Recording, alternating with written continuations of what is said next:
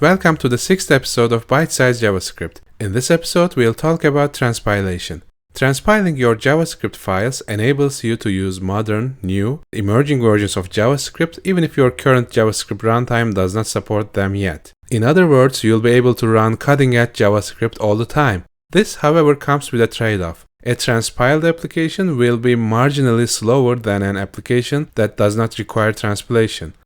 And the benefits of using a more modern version of JavaScript to me far outweighs the slight performance degradation that you might have. So except for some extremely rare edge cases that you ultimately need top-notch performance, so to speak, my honest opinion is it's totally worth it to transpile your files. Now when you need to transpile all your files in a project, you might prefer to use a build tool like, Rant or Gulp or Broccoli. And with any tool in your arsenal, you should consider the benefits and liabilities of using that tool before dedicating your time to it. First and foremost, using these tools adds an additional level of complexity to your setup. And most of the time, complexity and build automation do not go hand in hand. You would want your build pipeline to be as simple, as dumb, as boring as possible to make it work all the time. Moreover, when you use build tools like Grunt or Gulp, you are ironically not building things. Actually, you are delegating the build action to other tools like Babel or Less or Sass or ESLint, for instance. So why delegate the build action when it's possible to use the tools directly? Why would you need this level of interaction to begin with? And sometimes the time and energy you spend on this additional level of abstraction may not justify itself at all. And on the other hand, sometimes it really does make sense to use these tools, so it's a judgment decision. As a developer, you are responsible to give the final verdict on that. And depending on your requirements of your project, you will or you will not decide whether to use a build tool or not. In our tutorials, I'll choose to remain as frugal as I can be, and I'll be using an excellent build tool that I already have and that integrates well with everything, which is the npm scripts. So that's enough of the theory, I guess. Let's begin coding. We'll first create a Node.js module to help transpile our project files. We will name our module as Babel because we'll use it to run Babel commands with it, and I just wanted to give it a name that rhymes with Babel to show the intention and the similarity, so to speak.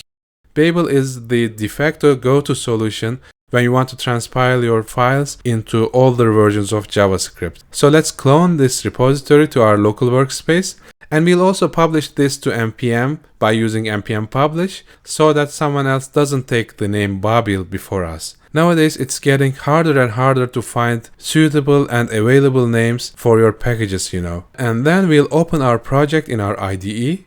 Inside our project folder, we'll create a lib folder which will contain the majority of our source code. Now it's a good point to introduce a typical folder structure of a Node.js module, I guess.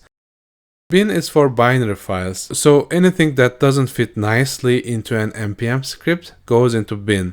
These might be hooks or binaries or some helper shell scripts or some CI/CD automation scripts. So anything that is not directly a part of your project, but it helps you to build your project or make your project function, generally goes into this bin folder.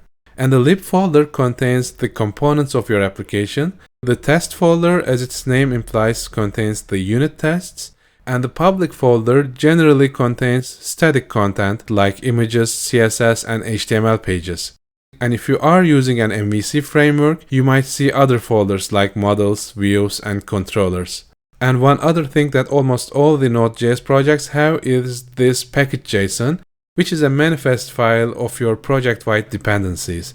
Package.json also contains npm scripts to help you build automation tasks and help you integrate your module with external systems. And normally index.js is our entry point in our application, and it is responsible for initializing the module. It's the best practice to keep this file as lightweight and as tiny as possible and delegate the heavy lifting to the modules inside our lib folder instead.